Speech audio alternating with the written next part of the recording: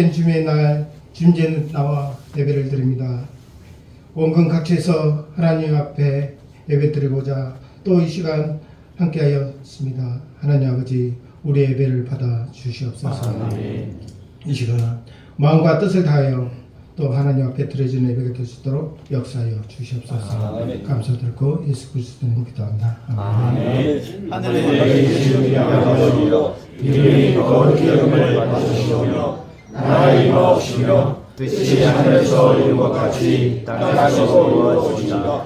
오늘날 우리에게 일용할 양식을 주옵시고 우리가 우리의 죄인들을 사하여 줄 것 같이 우리 죄를 사하여 주옵시고 우리를 시험에 들이하지 마옵시고 다만 악에서 구하옵소서. 나라와 권세와 영광이 아버지께 영원히 있사옵나이다. 아멘.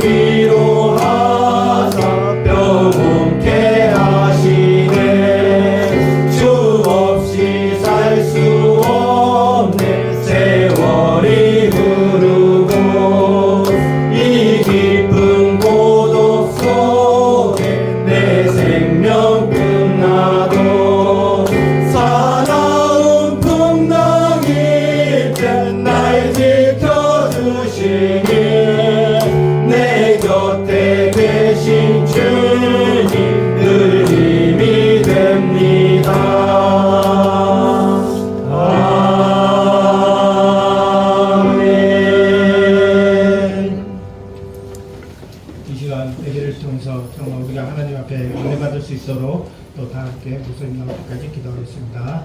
하나님 아버지 감사합니다. 하나님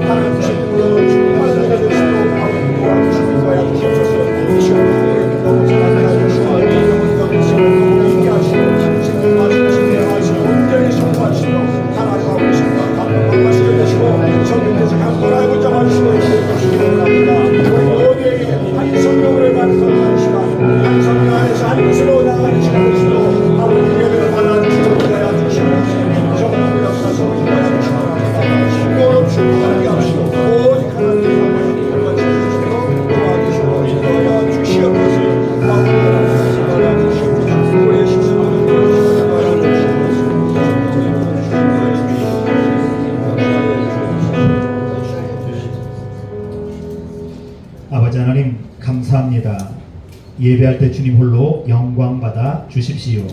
예수님의 이름으로 간절히 기도드렸습니다. 아멘.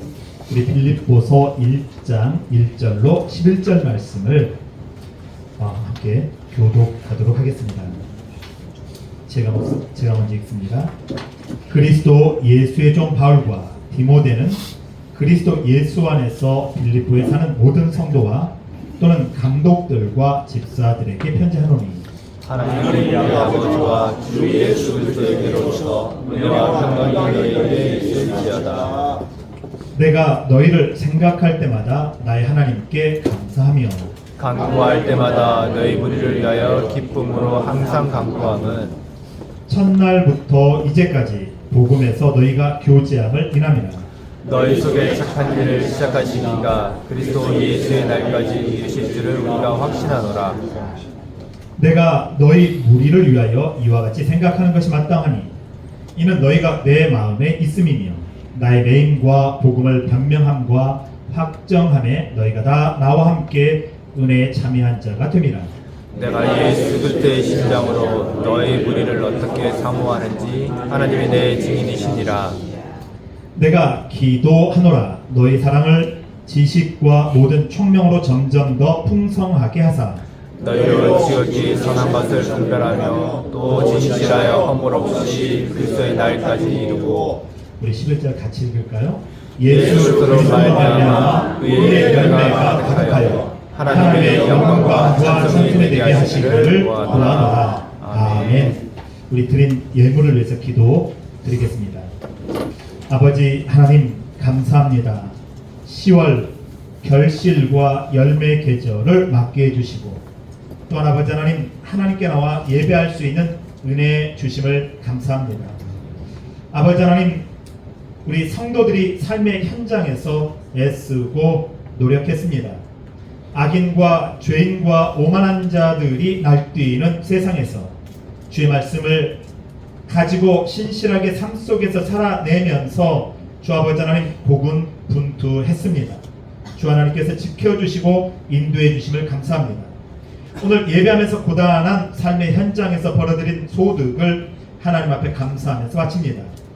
하나님이 물질의 주인 되심, 하나님이 인생의 주인 되심, 하나님이 우리 삶의 주인 되심을 믿고 예물을 드렸습니다.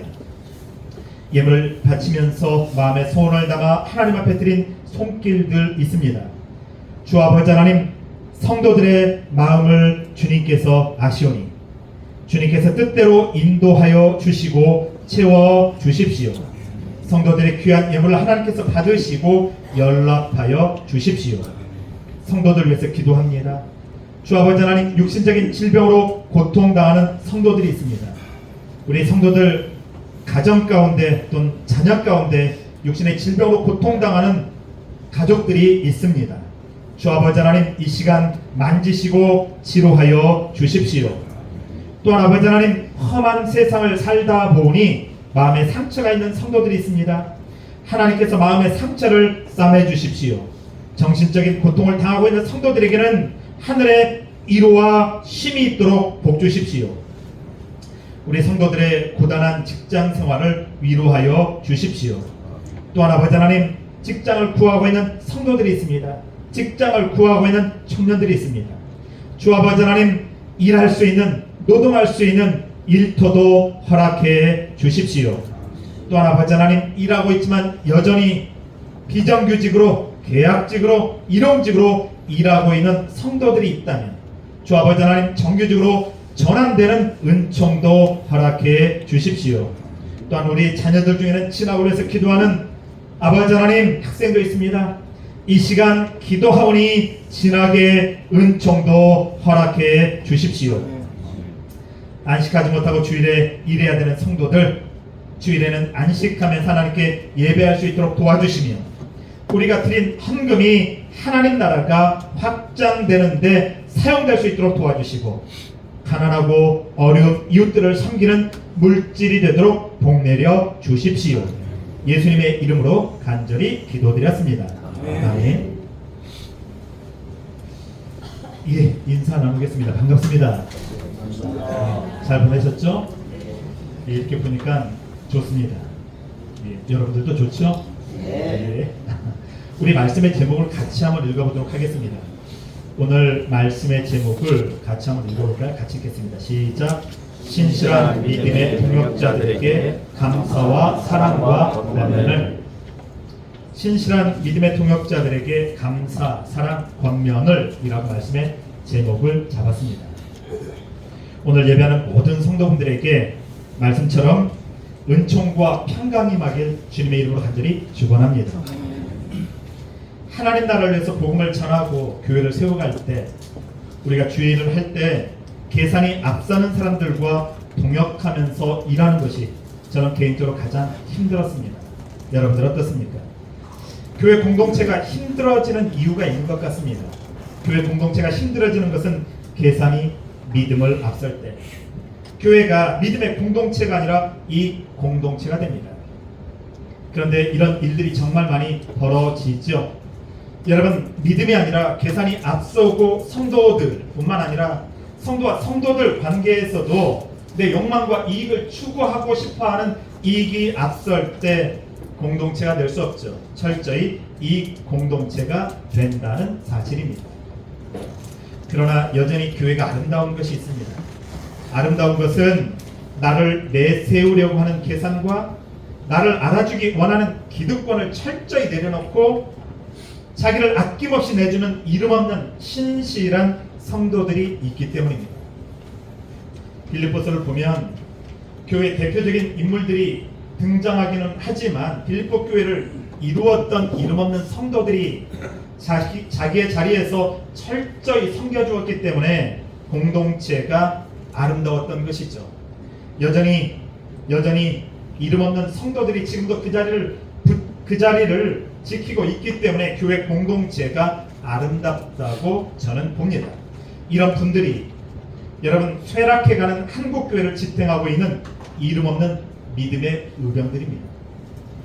여러분, 국가가 무너질 때 권력자들과 힘을 가지고 있는 자들이 나라를 지키는 게 아닙니다.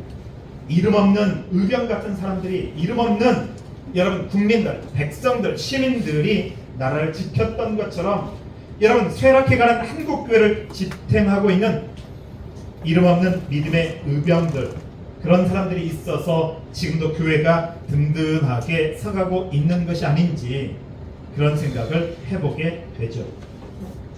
오늘 본문의 중심을 이루고 있는 빌립보 교회도 이름이 기록되지 않는 성도들이 어려운 가운데서도 손익을 따지지 않고 교회를 믿음으로 세워가고 있습니다. 이런 빌립보 교회에 바울 사도는 사랑과 감사의 마음을 전합니다. 자, 그렇다면 오늘 본문을 통해서 저와 여러분들에게 주고 있는 메시지가 무엇인지 차근차근 살펴보도록 하겠습니다. 첫 번째로 우리에게 주고 있는 하늘의 메시지가 있습니다. 거룩한 성도들에게 은혜와 평강이 있기를 소망합니다. 본문 1절로 2절 말씀입니다. 바울은 현재 로마 감옥에 갇혀 있는 상태입니다. 빌립보 교회 성도들이 바울이 로마 감옥에 수감되어 있다는 소식을 듣고 성도들 중에 한 사람을 선택합니다.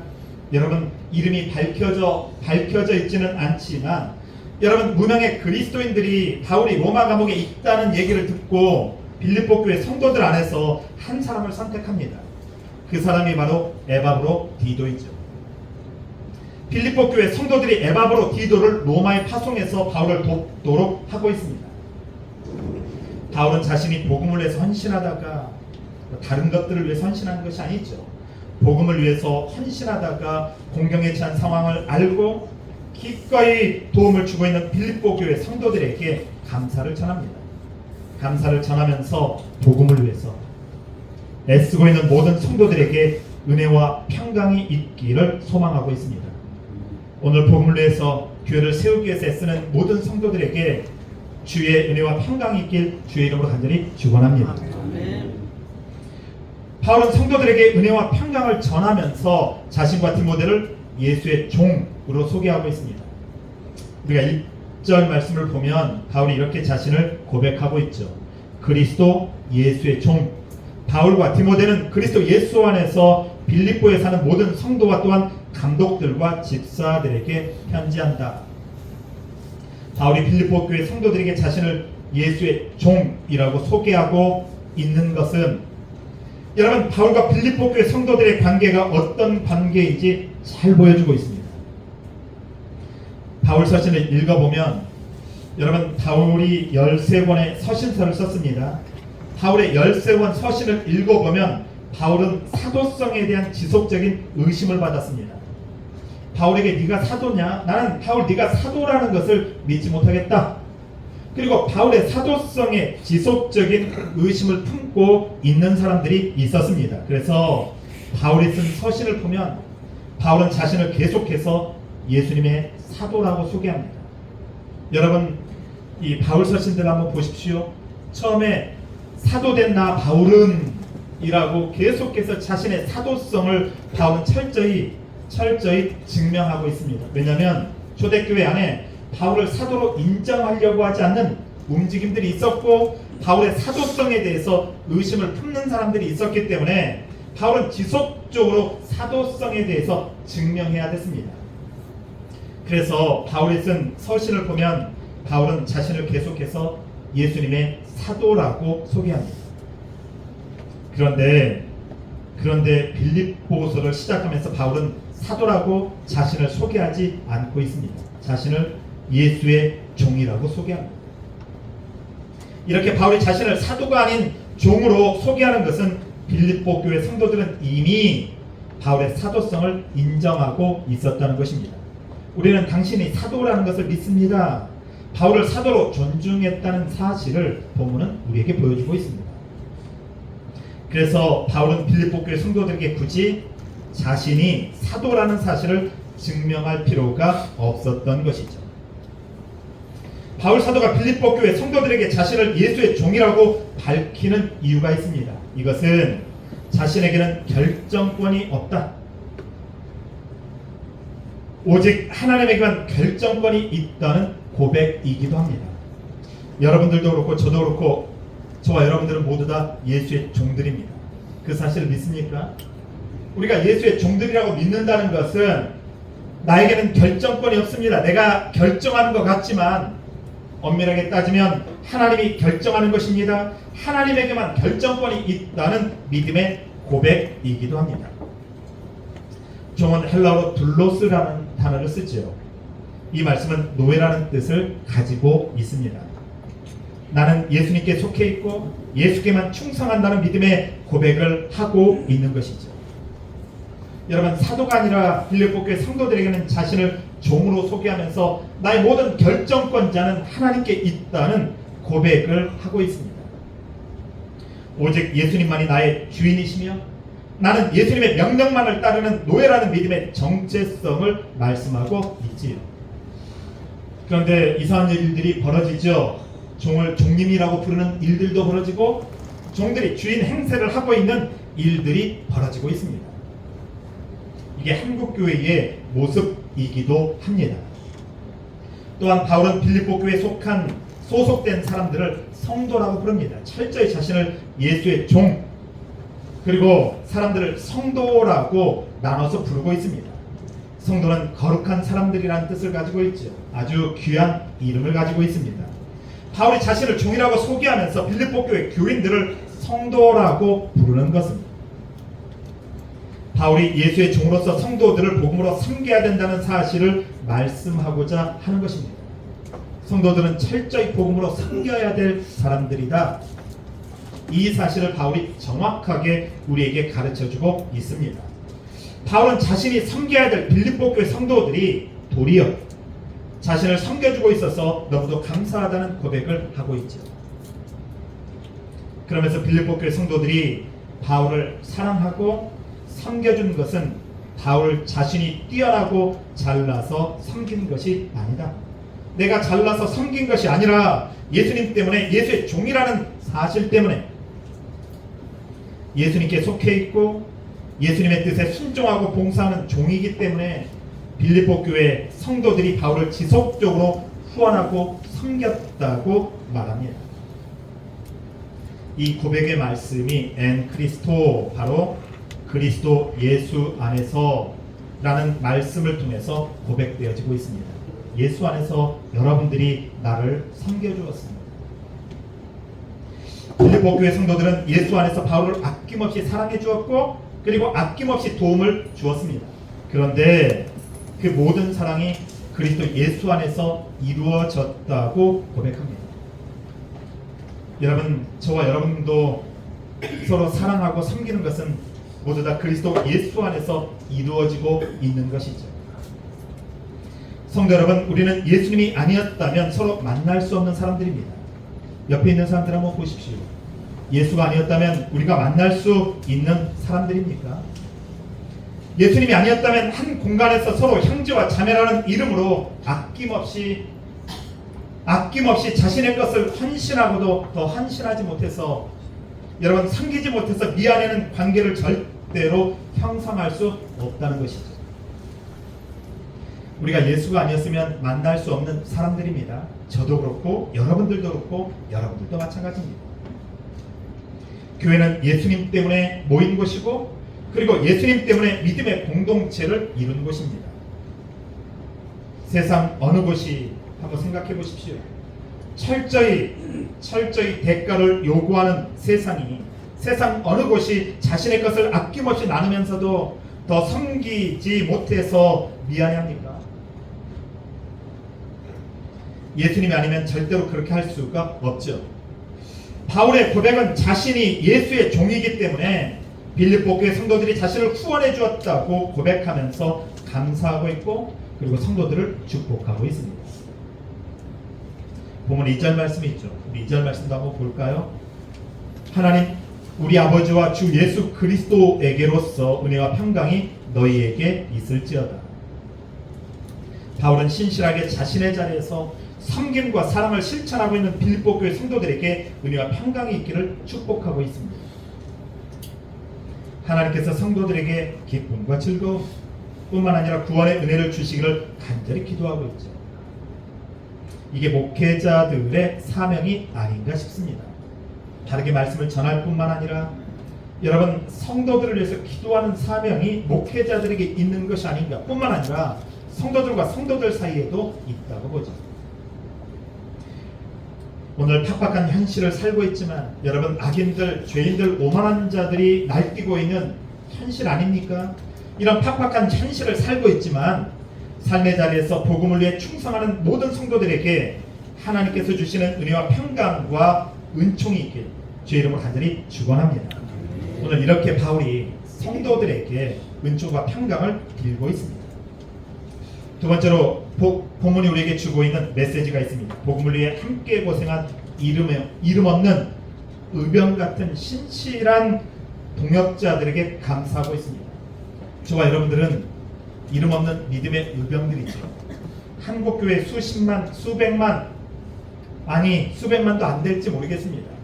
이름 없는 믿음의 의병들, 자신의 자리에서 신실하게 주의 말씀을 살아가는 그 사람들이 있기 때문에 지금도 한국교회가 무너지지 않고 서가는 것이 아닌가라는 생각을 해보게 됩니다. 보면 3절로 7절 말씀입니다. 바울은 로마 감옥에서 육체적인 고통과 정신적인 고통을 당합니다. 그런 와중에 빌립보 교회 성도들을 생각할 때마다 하나님께 감사하다고 고백합니다. 보면 3절 말씀 있죠. 우리 3절 말씀을 같이 한번 읽어볼까요? 같이 읽겠습니다. 시작. 내가 너희를 생각할 때마다 나의 하나님께 감사하며. 여러분들에게 묻습니다. 성도 여러분은 함께 애쓰면서 신앙생활하고 있는 성도들을 생각할 때마다 어떤 마음입니까? 여러분 한번 대답해 보십시오. 성도들을 생각할 때마다 나는 어떤 마음인지. 바울이 빌립보 교회 성도들을 생각할 때마다 하나님께 감사하다고 고백합니다. 진짜 감사하다. 보면 3절 말씀을 보면 중요한 키워드가 두 개 있습니다. 하나는 생각이라는 단어이고 하나는 감사라는 말씀입니다. 생각과 감사. 바울 사도가 육체적으로 정신적으로 힘들 때마다 정말 바울이 힘들었습니다. 육체적으로도 힘들었고 정신적으로도 힘들었습니다. 그럴 때마다 빌립보 교회를 생각했다고 말합니다. 내가 빌립보 교회와 성도들을 생각했습니다. 그때마다 바울에게 기쁨과 감사가 있었다고 말씀합니다. 내가 비뚤어지고 싶었습니다. 내가 복음을 포기하고 싶었습니다. 이런 마음도 솔직히 있었을 수 있습니다. 그런데 빌립보 교회 성도들의 기도, 빌립보 교회 성도들의 후원 때문에 내가 주님의 말씀에서 벗어나지 않고 꿋꿋하게 주의 길을 갈 수 있었습니다라는 고백도 이 안에 들어있다고 생각합니다. 그래서 빌립보 교회 성도들을 생각할 때마다 힘이 됐습니다라는 고백을 오늘 바울이 하고 있는 것이죠. 오늘 예배하는 여러분들은 어떻습니까? 여러분들에게 한번 묻고자 합니다. 생각할 때마다 힘이 되고 고마운 사람들이 있을 것이고, 그리고 생각할 때마다 속상하고 괴로운 사람들이 있을 것입니다. 목회를 안 하고 싶었습니다. 목회를 하면서 더 이상 목사로서의 삶을 살지 말아야 되겠다라는 마음을 품고, 여러분, 제가 다른 일을 하겠다고 마음을 가졌습니다. 그래서 자격증도 2개나 땄습니다. 그리고 50군데가 넘는 곳에 이력서를 냈습니다. 그런데 하나도 부르는 곳이 없더라고요. 왜냐하면 평생 목사로 살았기 때문에 경력이 없다는 거예요. 열심히 경력을 쌓으려고 써줘야 경력을 쌓죠. 더 이상 목사로서의 길을 가지 않겠다, 성도로서의 길을 가겠다라는 마음을 품었습니다. 그런데 여러분, 끝까지 격려해주는 성도들이 있었습니다. 목사의 길을 갔으면 좋겠습니다 에서부터 시작해서, 여러분, 그 성도들 때문에 무너지지 않고, 기도하는 분들, 기도해 주시는 분들 때문에 무너지지 않고 여러분들에게 말씀을 전할 수 있게 되는 것이죠. 여러분, 바울이 그렇게 고백하고 있습니다. 여러분들 때문에 내가 있습니다. 그래서 성도들을 생각할 때마다 하나님께 감사하다고 본문을 통해서 고백하고 있죠. 오늘 예배하는 여러분들 어떻습니까? 삶을 살면서 아니 예수를 믿으면서 생각할 때마다 힘이 되고 고마운 사람들이 있습니까? 또한 생각할 때마다 속상하고 괴로운 사람들이 있을 것입니다. 저는 목회하면서 정말 생각만 해도 만나고 싶지 않은 사람들이 있습니다. 목사로서 솔직한 얘기입니다. 여러분, 성도들 중에서 목사님 저 아픕니다, 와서 기도해 주세요 라고 해서 목사가 병원에 신방을 가죠. 그리고 나서 손을 얹고 기도할 때 여러분, 입으로는 하나님 낫게 해주세요 라고 기도하지만 속으로는 하나님 나으면 안 됩니다, 조금 더 고생해야 됩니다, 이분은 그래야 됩니다 라고 기도할 때가 사람이다 보니까 있습니다. 여러분, 정말 목회하면서 괴로운 사람들이 있습니다. 여러분들은 어떻습니까? 다시 만나고 싶은 사람들, 생각만 해도 힘이 되는 사람들이 있을 것이고, 뿐만 아니라 속상하고 괴로운 사람들이 있을 것입니다. 바울 서신을 보면 바울 사도가 생각할 때마다 기쁨을 주었던 교회가 있었다고 말합니다. 그런데 기쁨을 주었던 교회만 있을까요? 그렇지 않습니다. 생각할 때마다 괴로움을 주었던 교회도 있었다고 고백합니다. 기쁨을 주었던 대표적인 교회가 빌립보 교회죠. 그리고 바울이 생각할 때마다 바울에게 영적인 괴로움과 엄청난 부담감을 주었던 대표적인 교회들이 있습니다. 갈라디아 교회, 예배소 교회 다죠. 고린도 교회, 골로새 교회, 데살로니가 교회가 그렇습니다. 갈라디아 교회는 유대인 성도들이 이방인 성도들을 차별하는 것 때문에 바울에게 정신적인 아픔을 주었습니다.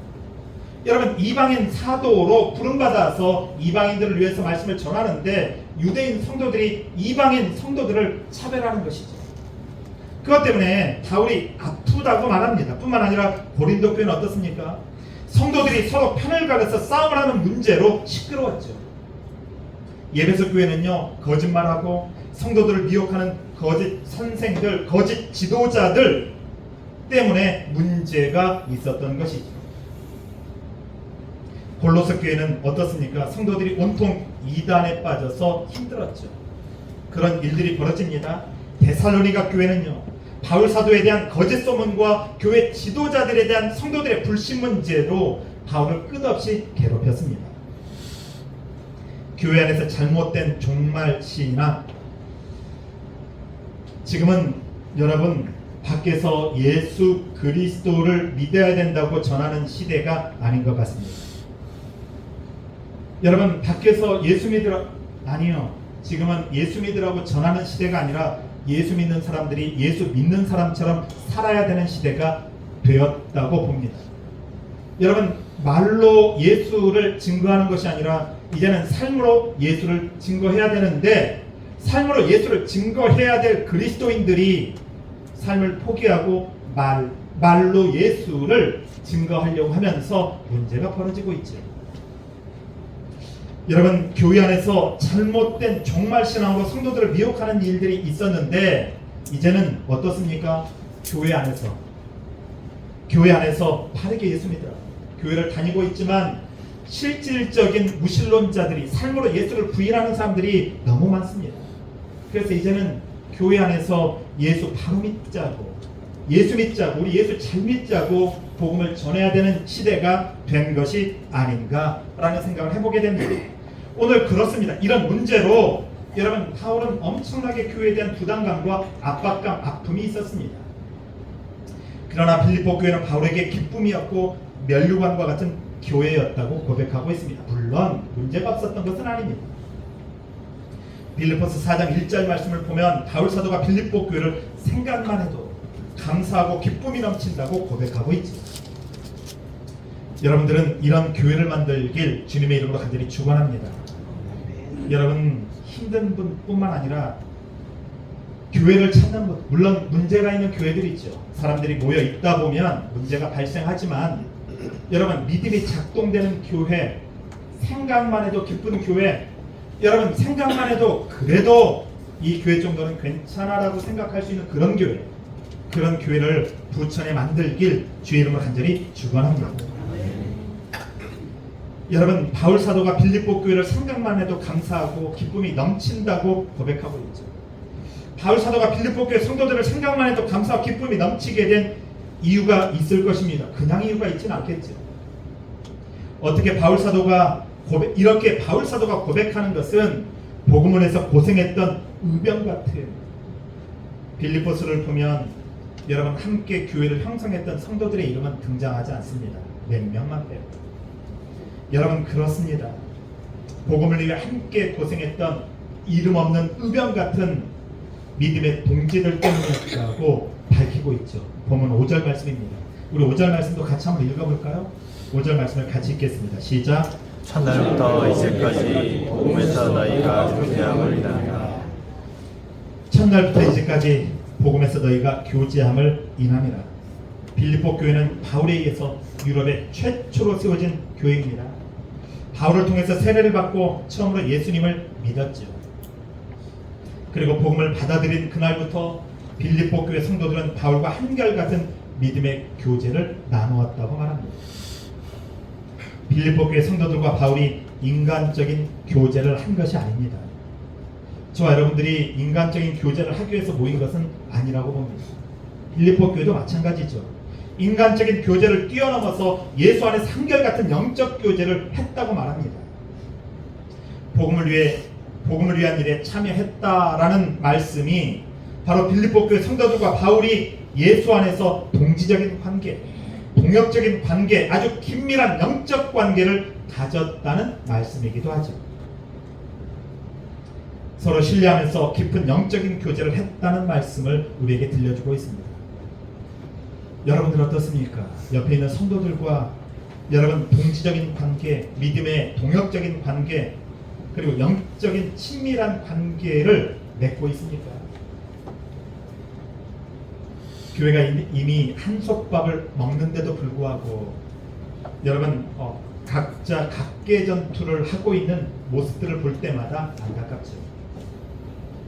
오늘 바울이 우리에게 협력 관계에 대해서 말씀해주고 있습니다.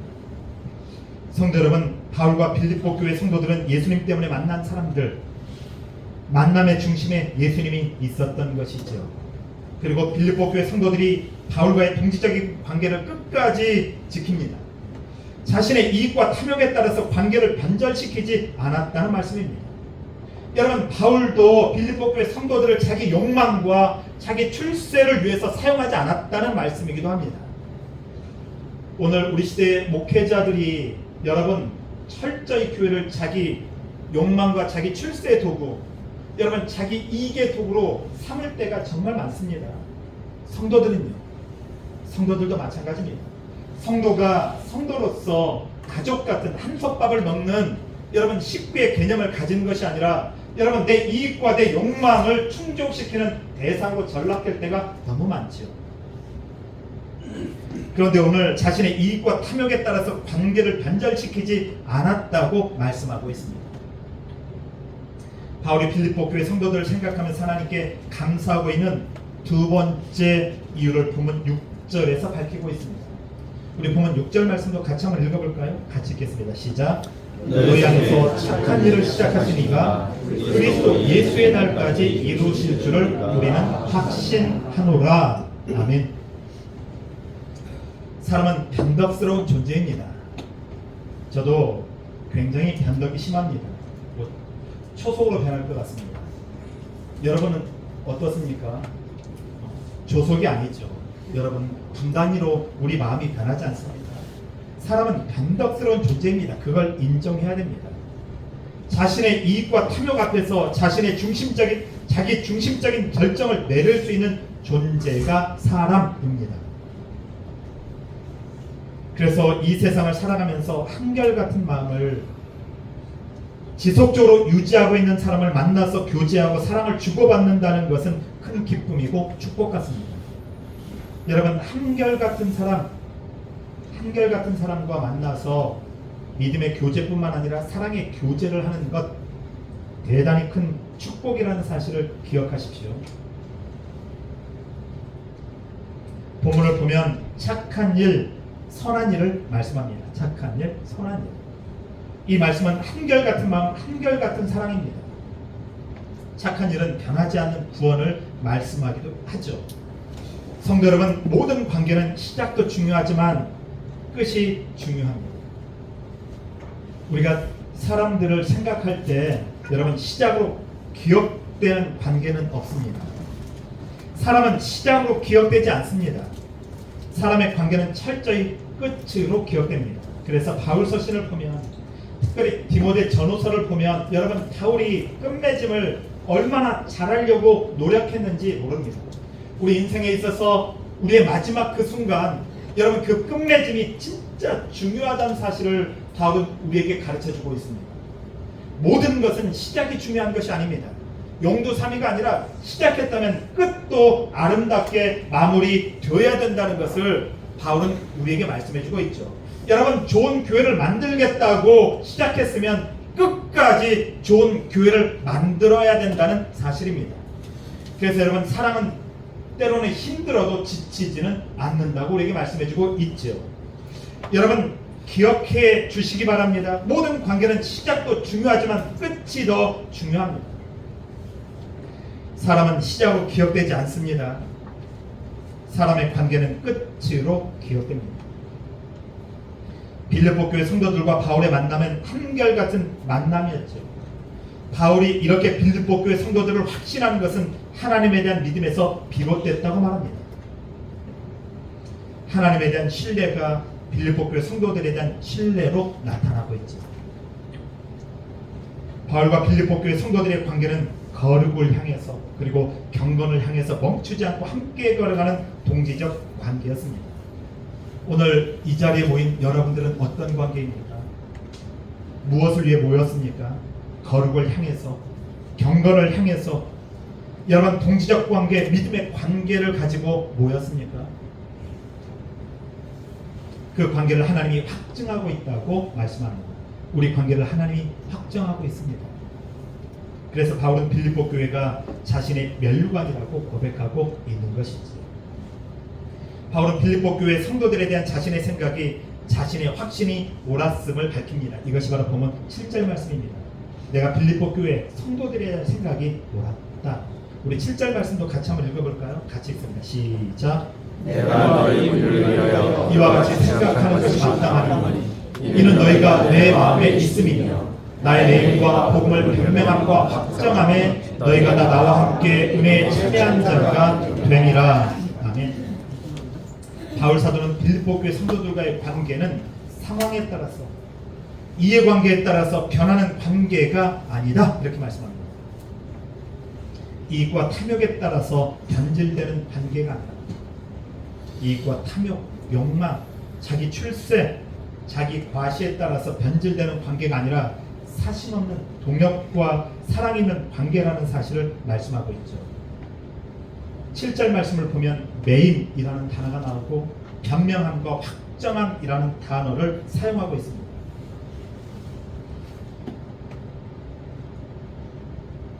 바울의 이것은 지금 바울 사도가 감옥에 구금되어 있다는 것을 말하고 있죠. 그런데 바울의 고난과 환난은 그것으로 끝난 것이 아니죠.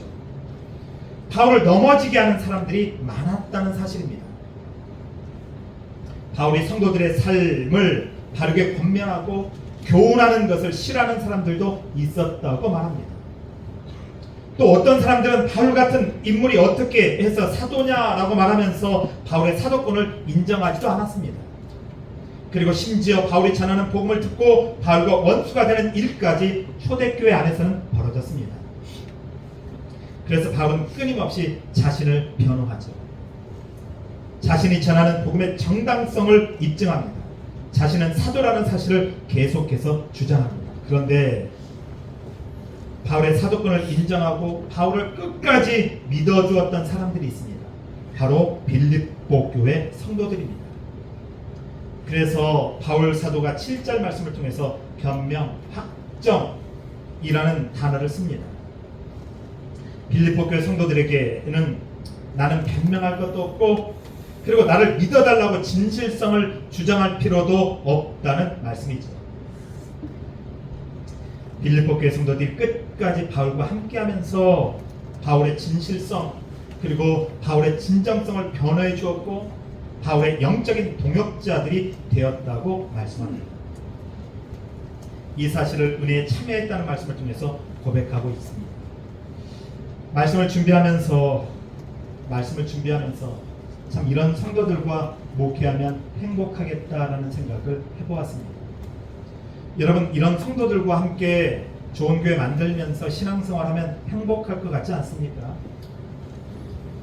이상적인 이야기입니까? 말씀을 준비하면서 빌립보 교회 성도들과 바울의 관계를 깊이 있게 묵상하면서 생각했죠.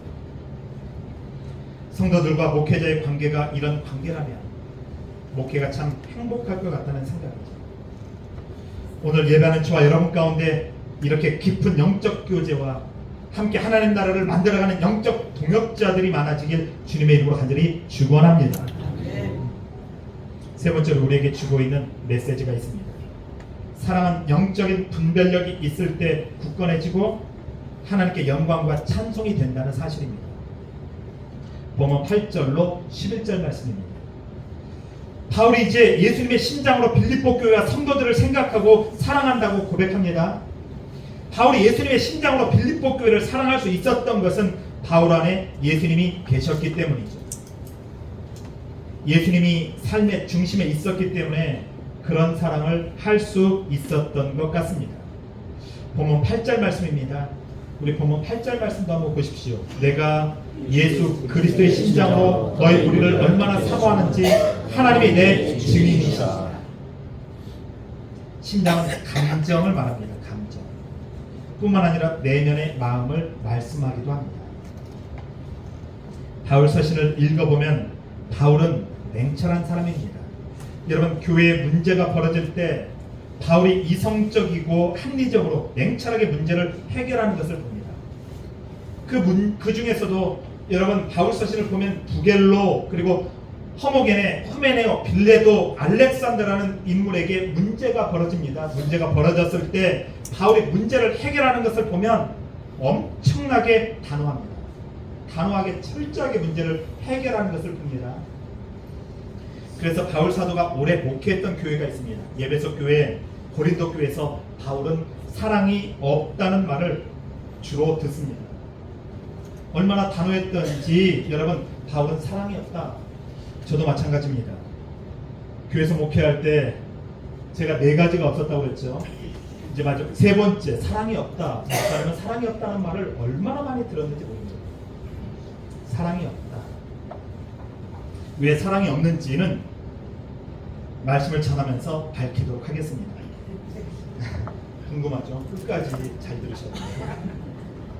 여러분 바울 사도가 오래 목회했던 예배소 교회와 고린도 교회에서 바울은 사랑이 없다는 말을 수도 없이 들었습니다. 그래서 바울이 참 사랑이 무엇인지 사랑을 성도들에게 가르쳐 주기 위해서 그 유명한 사랑장을 씁니다. 고린도전서 13장. 기회가 되면 사랑장을 설교하고 싶기는 한데, 여러분 고린도전서 13장을 통해서 진짜 사랑이 무엇인지 우리에게 가르쳐주고 있습니다. 사랑은 불의를 기뻐하지 않는다. 빌립보서를 보면 바울은 그 마음에 예수님의 신장을 가진 사람입니다. 예수님의 신장을 가지고 생각하고 행동했던 사람이었죠. 바울은 극단적인 곳에서 복음을 전했고, 그리고 상처가 많고 아픔이 많은 곳에서 복음을 전했습니다. 이런 척박한 상황 가운데서 복음을 전하다 보니 여러분 어떻게 해야 됩니까? 자신의 감정과 내면에 가득 담긴 예수의 신장, 사랑을 철저하게 절제했던 사람이기도 합니다. 그런 바울이 복음을 전하다가 외롭고 힘들고 고통스러울 때마다 빌립보 교회와 성도들을 생각하면서 힘이 생겼다, 이렇게 말합니다. 그래서 사랑의 감정을 빌립보 교회 성도들에게 그대로 드러냅니다. 그런데 여기서 그런데가 중요합니다. 그런데 바울 사도가 사랑을 표현하면서도 빌립보 교회 성도들에게 맹목적인 사랑의 위험을 말씀합니다. 맹목적인 사랑 위험하다. 보면 10절 말씀도 한번 볼까요? 우리 10절 말씀을 같이 읽겠습니다. 시작. 너희로 지극히 사랑받아 분별하며 또 진실하여 허물 없이 그리스도의 날까지 이루고. 성도 여러분, 맹목적인 사랑은, 맹목적인 추종은 위험합니다. 덮어놓고 사랑하면 안 되죠. 교회 안에서 사랑이라는 이름으로 얼마나 많은 악을 행하는지 모릅니다. 자칫하면 불의를 덮어버릴 수 있는 게 맹목적인 사랑입니다. 맹목적인 사랑은 악한 행동을 정당화시켜주는 위험이 있습니다. 여러분, 교회 안에서 사랑한다는 이름으로 얼마나 많은 여러분 악한 행동을 정당화시켜줬는지 모릅니다. 사랑이라는 이름으로 악한 일을 허용하는 일들이 교회 안에서 많이 벌어졌습니다. 그래서 바울 사도는 사랑의 마음을 아낌없이 표현하면서도 선한 것, 옳은 것, 진실한 것을 분별하라고 빌립보 교회 성도들에게 말씀합니다. 여러분, 교회에서 목회하면서도 마찬가지입니다. 여러분, 아내만 사랑해야 되는데 사랑해야 된다고 옆집 철수 엄마를 사랑하면 안 되겠죠. 교회에서 이런 일 진짜 많이 벌어집니다. 제가 목회했던 교회가 아픈 교회입니다. 제가 아주 척박한 교회에서 바울처럼 말씀을 전했습니다.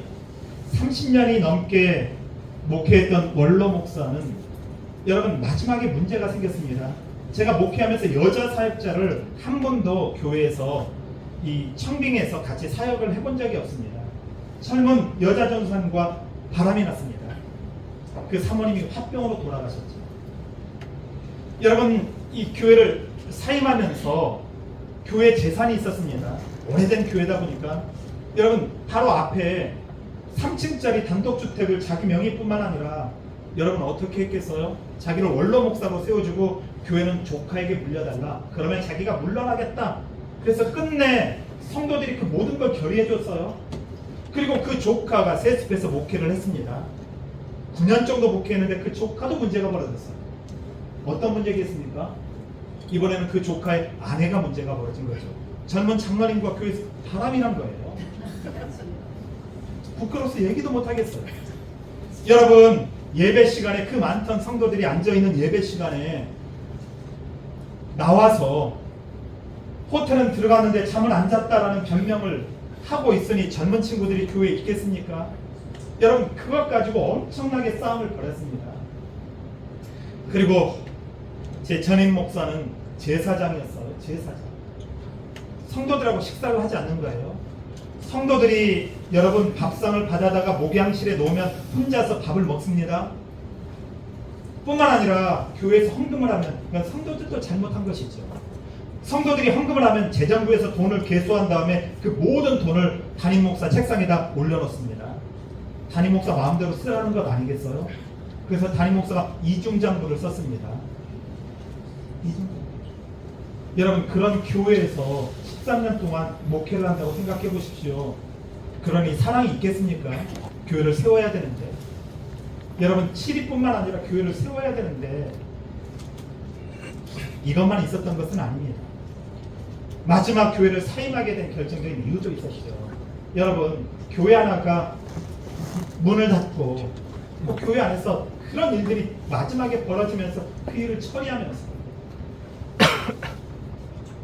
여러분, 예수 믿는 사람들이 하나 된다는 거요, 악을 위해서 하나 될 때 많습니다. 그러면서 주장했던 게 무엇인 것 같아요? 예? 현장에서 가늠한 여자도 예수님이 용서해 주셨는데 그깟 죄 하나 덮어줘야지 하는, 여러분, 그런 일들이 교회 안에서 비일비재하게 벌어졌습니다.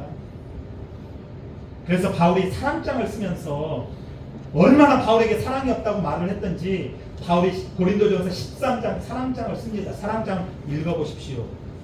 여러분, 사랑은 불의를 기뻐하지 않고 진리를 기뻐한다, 옳음을 기뻐한다, 선한 걸 기뻐하는 것이 진짜 사랑이라고 우리에게 말씀해주고 있지요. 그래서 여러분, 정말 성도 여러분, 감사합니다, 고맙습니다 이렇게 말하지만 여러분들을 진짜 사랑합니다라고 바울이 고백하면서 오늘 여러분 마지막에 무엇을 얘기하고 있어요? 사랑이 다 좋은 것만은 아니다. 사랑은 분별이 필요하다. 악한 것을 분별해야 된다. 이렇게 말씀하고 있습니다. 지극히 선한 것을 분별하며 진실하여 허물이 없이 그리스도의 날까지 이루고, 그러면서 11절, 그래야 어떻게 된다는 거예요? 하나님의 영광과 찬송이 된다. 그렇지 않으면 하나님의 영광과 찬송이 될 수 없다. 이렇게 말씀하고 있죠. 그래서 바울 사도는 사랑의 마음을 아낌없이 표현하면서도 뭐라고 말합니까? 선한 것, 옳은 것, 진실한 것을 분별하라고 빌립보 교회 성도들에게 말씀합니다. 이게 바로 보면 10절 말씀이죠. 믿음의 분별력이 상실되고 사랑이라는 감정에 치우치게 되면 교회 공동체에 문제가 벌어지기 때문입니다. 예수님을 믿는 사람들에게 요청되는 가장 중요한 믿음의 자질 중 하나가 분별입니다. 분별. 분별이 있은 후에 그 뒤에 사랑이 따라옵니다. 그래서 사랑을 얘기하면서도 바울이 선한 것을 분별해라 이렇게 말하고 있는 것 아니겠습니까? 하나님의 뜻인지 분별해야 됩니다. 여러분, 성령의 역사인지 악령의 역사인지 분별해야죠. 그럴 때 11절 말씀, 하나님께 영광과 찬송을 돌릴 수 있다. 이제 말씀을 정리해 볼까요? 바울 사도가 예수님의 심장으로 빌립보 교회와 성도들을 사랑하는 것은 빌립보 교회 성도들이 하나님의 말씀에 서 있었기 때문이라고 말합니다. 여러분들이 하나님의 말씀에 서 있기 때문에 내가 여러분들을 사랑하는 것입니다. 여러분, 성도들은요,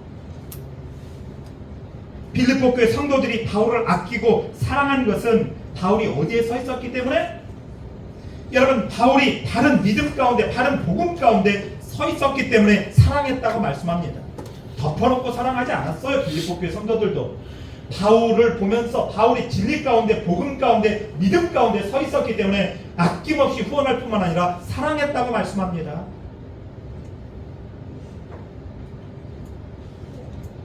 그 사실을 바울은 진실이라는 말씀과 허물이 없다는 말씀으로 확증합니다. 이게 10절 말씀이죠. 너희로 지극히 선한 것을 분별하며 또 진실하여 허물 없이 그리스도의 날까지 이루고. 이 말씀은 빌립보 교회 성도들과 바울 사도가 솔직한 믿음의 교제를 했다는 말씀입니다. 솔직하게, 진실되게, 모르면 모르고 알면 알고, 기면 기고 아니면 아니고. 제 은사이신 신영복 선생님이, 여러분, 진실보다 큰 힘은 없다. 당신이 통역장 사건으로 20년 2개월 여러분 감옥 생활을 하면서도 진실보다 큰 힘이 없다. 20년 2개월 여러분 감옥 생활하면서도 그 진실 때문에 버틸 수 있었다. 그게 진실의 힘 아니겠습니까? 그래서 무엇라고 말씀합니까? 여러분, 솔직한 믿음의 교제를 했다고 말씀합니다. 성도 여러분, 사랑은 분별이 있을 때 온전해지고 실수하지 않게 됩니다. 열매를 맺을 수 있고 하나님께 영광과 찬송을 돌리게 됩니다. 바울이 인생의 고난과 환난을 믿음으로 이길 수 있었던 것은 하나님의 은혜도 있었지만 함께 하나님 나라를 만들어가는 성도들의 사랑이 있었기 때문입니다. 내가 여러분들의 진실한 사랑, 여러분들의 분별 있는 그 사랑 때문에 내가 무너지지 않고 내가 바르게 복음을 지킬 수 있었습니다. 내가 바르게 목사로서 살 수 있었습니다. 내가 바르게 신앙생활을 할 수 있었습니다라는 고백이죠. 오늘 빌립보 교회 성도들과 바울의 깊은 우정과 사랑을 기억하면서 서로에게 진실한 믿음의 동역자들과 믿음의 버팀목들이 되길, 부천교회 성도들이 그런 성도들이 되길 주님의 이름으로 간절히 축원합니다. 네.